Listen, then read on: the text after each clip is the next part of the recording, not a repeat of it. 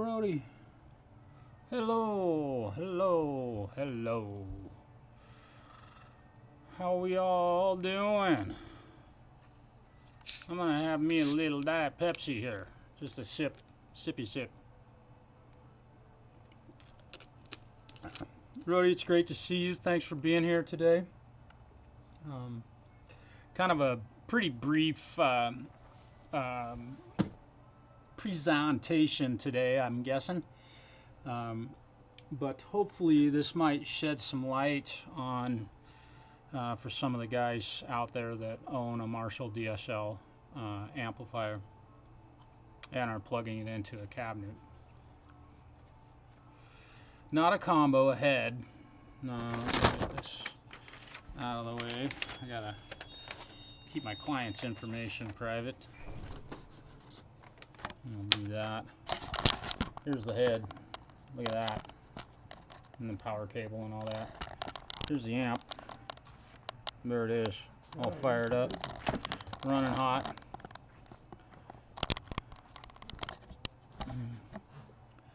Yeah. Hey, Richard, hello. Missed you last night, brother. I hope you're doing okay today. Sounded like you weren't feeling real well.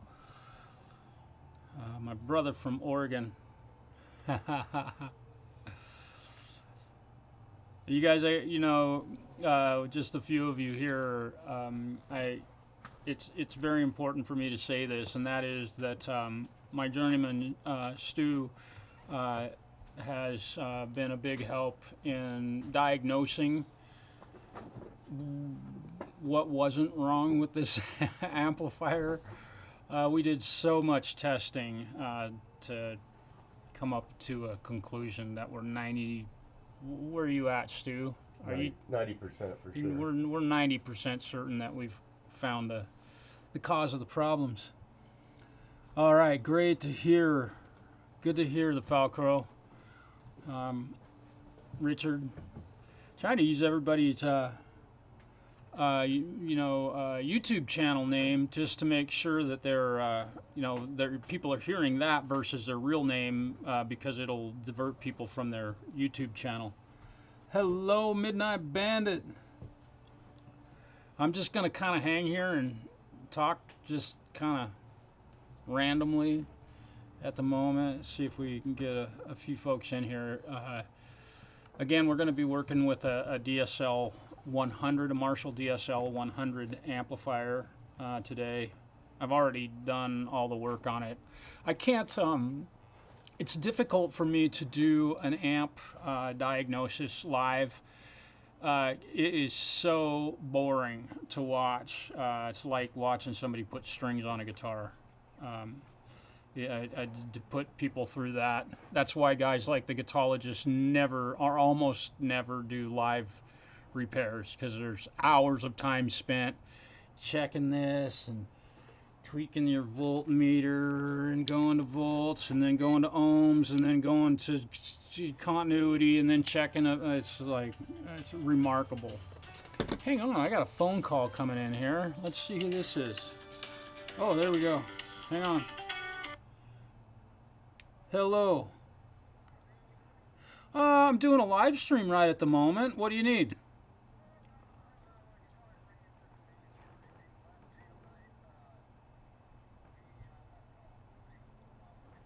Oh, shit.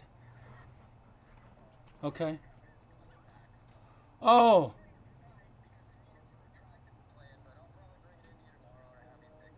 Okay. Well, so you're gonna go. So you're gonna go to the open jam tonight. Uh, do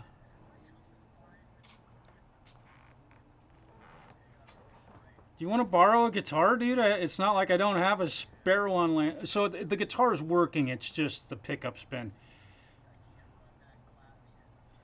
Understood. Okay. Okay. Okay. Yep. I won't be here tomorrow, but I will be back on Monday. So if you want to drop it off tomorrow, if it's convenient for you, drop it off. I'll get it. So if you can be away from it over the weekend, it sounds like that's not a big deal. So, okay, Ethan. Hey, Zach. All right, brother. We'll see you soon. Did you hear the Marshall today? Well, you, uh-huh. Oh, dude. Okay, I'm gonna I'm gonna crank it up again. You'll hear it soon. I promise. Are, oh, well, you'll hear it at your house too. I promise. Okay. I'll do my best. All right, brother. Bye. Cool. All right. Oh, yeah, yeah, yeah. Rody, Midnight Bandit, Zach, hello, buddy. Uh, yeah. So we got a few folks here, and I appreciate y'all coming in. Okay, so um, if you're running ahead into a speaker cabinet, it's very, very important that you make sure that all of the speakers in your cabinet are working. Um, Jaceel, hello. Welcome to the show. I don't think I've seen you on here before, but welcome. Thanks for being here. So, if you're running ahead, number one, you need to be absolutely certain of the ohm load of your speaker cabinet, and that all of the speakers in the cabinet are working and that it's wired correctly. Um, this amp was brought to me. We discovered that it had a blown 630 milliamp fuse in it. These guys right here, which when I ordered the fuses, I ordered 5 of them. And I now have one that is mounted in the head of the amp in case another tech encounters this amplifier with the same problem. And I have a couple spares here for when this thing comes in like it did today with the same blown fuse. Um, yeah. Um, okay, so again, just reiterating, make sure that if you're running through a 412 or a 212 cabinet, that it is wired correctly and that all of the speakers are working. You can, in some amps, destroy a power transformer by having the impedance of your cabinet incorrect to match what your tube amplifier is supposed to be hitting. This particular DSL 100 has multiple outputs. It's got a single 16 ohm, it's got a dual 8 ohm output, and it's got dual 4 ohm outputs. These dual outputs are not stereo. This is not a stereo amplifier. It's just simply a 100-watt head. And here's again a look at it. 50 watts, 50 watts, you got 100 watts. These are the match set. These outer two are the match set. The other thing, tubes in your amplifier. I know this is probably uh, let's see. Actually, yeah. Um, it's important if you do have a bad tube, which is usually never the case. Tubes are virtually indestructible. It is seldom that I've ever in all of my years ever found a bad tube in an amplifier. I have found them that were red plating. That's due to other problems in the amplifier. So there's a lot that's involved in tube amps. I think that might be a big reason why modeling amps have become so popular. Kemper's, the Axe Effect stuff, the Quad Cortex from Neural DSP, which I would love to own one of those. Because number one, they've become virtually indistinguishable between a tube amp and those devices, but those devices are also very, very stable, solid state amps. Dimebag Darrell was not wrong. I'm guessing, I, I've heard issues, but they were building those back in the, early '80s, mid '80s. There's definitely that. Oh, did my stream freeze up? Oh no. What's going on? I'm sorry. Oh, what happened here? Oh.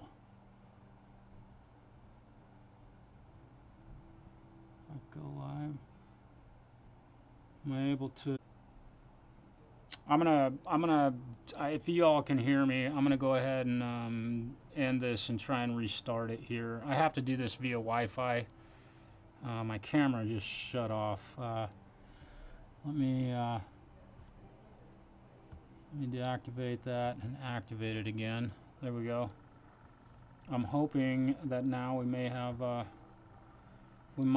a stream. Audio is good for the most part, but the video is frozen. Yeah, I'm not sure. Yeah, I'm not sure what's going on with this. Maybe we've gotten it back at this point. Oh, okay. Sorry, you guys. Probably Wi-Fi issues.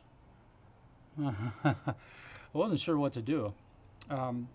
Okay, so we've talked a little bit about making sure you've got the correct speaker cabinet, that your speaker cabinet is in good repair, because often, yeah, that was interesting. I don't know how it or why it came unplugged or stopped working. OBS again, which has been very stable for me.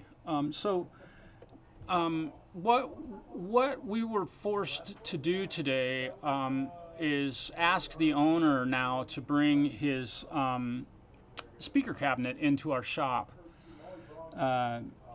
and my hope is that, and I apologize about this stream getting cut off, probably lost a bunch of folks, and that really sucks.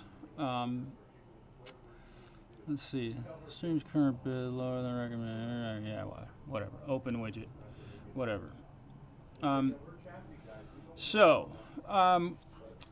We're gonna have Nick, the owner of this amplifier, plays in a band called Nogiro. Nogiro is based here in La Grande. All of the guys that play in that band live here in our community, and they play heavy metal.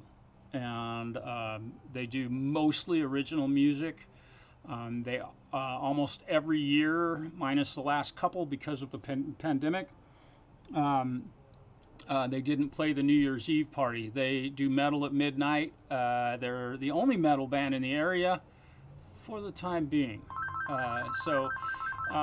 Really looking forward. But this is the amp that he uses. Again, it's a Marshall DSL 100. Basically, it's a JCM or JVM 2000. Nice big chunk of lead here, or iron, and nice big chunk of iron here for their output transformer. Or this is a power transformer, output transformer, nice and big.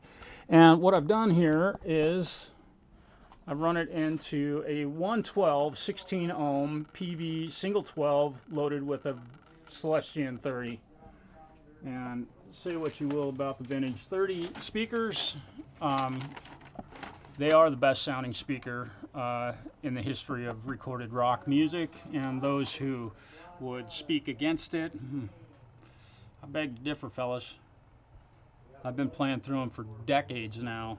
Oh, they're on everything. There's a reason they're on everything. There's nothing that sounds better. Okay. Yeah, and thanks Falcro for that. Let's see. So I have again the speaker output from the amplifier plugged into the 16 ohm speaker out. I'll get you a shot of that right there.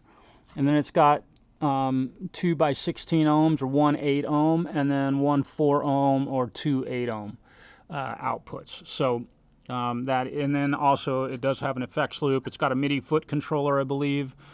And I'm not sure what this FS does. It might be, oh, it's a foot switch for switching the channels on the amp, and then obviously it's got an emulated output that I could run into, technically I could run this into my live stream right now and play through this amp live on the air. So that's ultimately the amplifier, and then the typical gain turned up to 14 on the front of it, like most guys do with their Marshall amplifiers, that sort of stuff.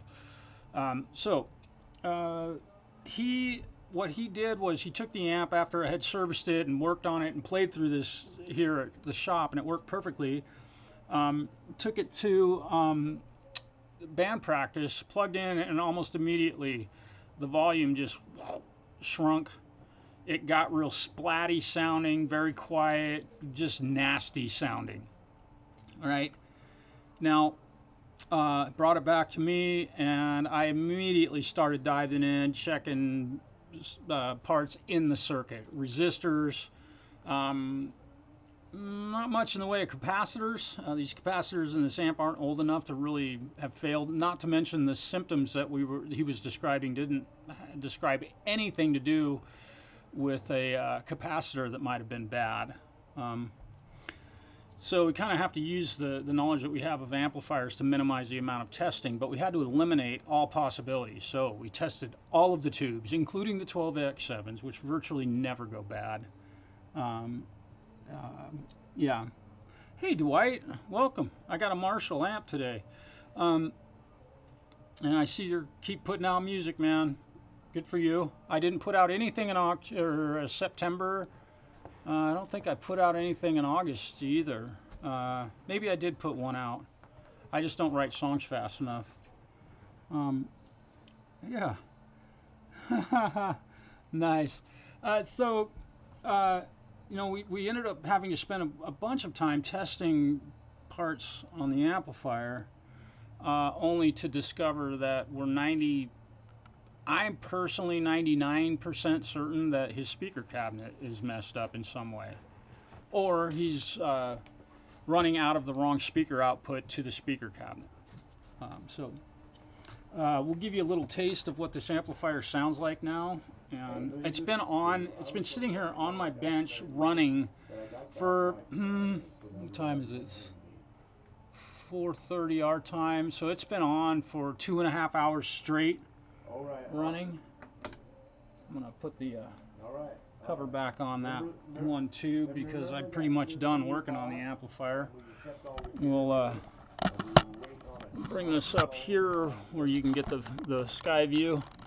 And I'm going to be playing an Ibanez N427 guitar that we just bought. This guitar is for sale if any of you are interested in buying this beautiful black guitar. It is definitely for sale. Go ahead and try this right here.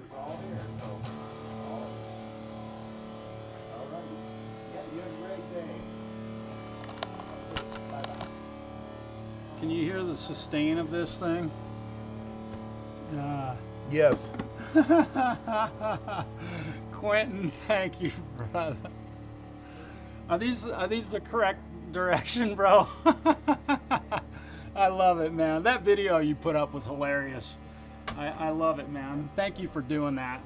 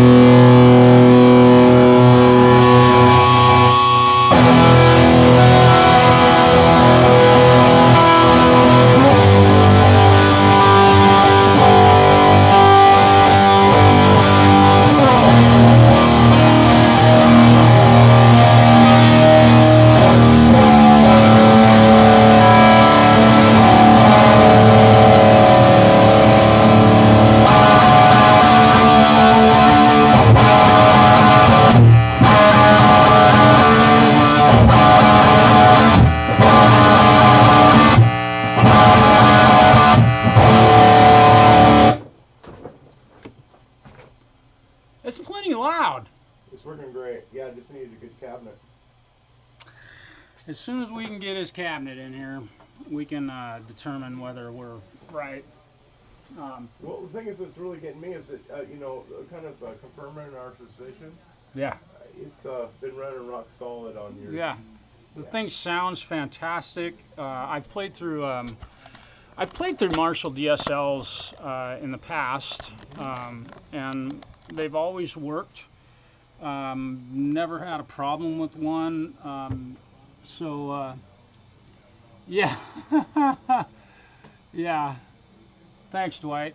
Dwight's playing a. You're typically playing what is it that Silver Jubilee amplifier, which sounds fantastic. Yeah, I like Um, those. this amp right now, it's really hot because it's been on for a couple hours. Let's see, we got the gain turned up to. Oh, where is it? Let's see. Oh, the gain was at about 1 o'clock, and the volume for that channel was about 1 o'clock, which is still way too much on an amp like this. You don't need to run your gain that hot. But we're really trying to push the amplifier to see what it's made of. And again, we're 99. I'm 99% certain that when he brings his speaker cabinet in here, we're going to find a problem with it. A blown speaker, probably. Now, these guys play really super loud in very small rooms, which is really bad. But what do you do? I'm not usually the sound engineer. Not that they would let somebody with experience run sound at a local club around here. Yeah, I'm being sarcastic.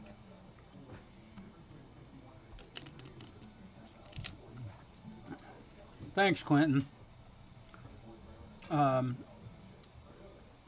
yeah, so really, point of this live stream is to really be certain that you've checked all of your gear before you start taking an amp into an amp tech. Now this one, he probably never would have found that pop blown fuse on it. Um, Having worked on this already, and I visually located the burnt fuse.